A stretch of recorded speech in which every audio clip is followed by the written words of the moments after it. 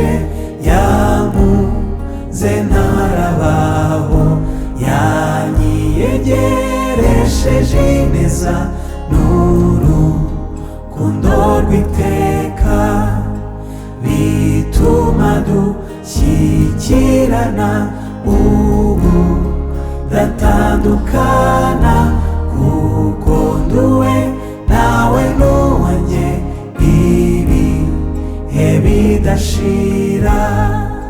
Nabonye inshuti ihebuje yambereye impongano, uretse ibyo kumpa ubugingo yaranyitangiriye. Ntacyo mfite n'igiti cyanjye kuko tubisangiye, ndamwiyeguriye burundu ibihe bidashira.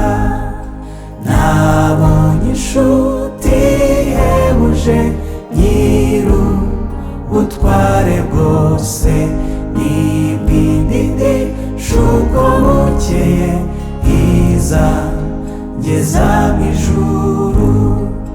Ibyiza byashyizwe imbere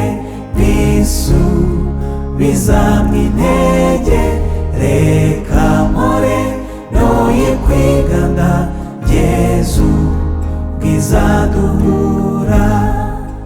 Nabonye inshuti ihebuje impuhwe n'urukundo, n'iyindi ndikanyunganira n'iyi ndengera iteka.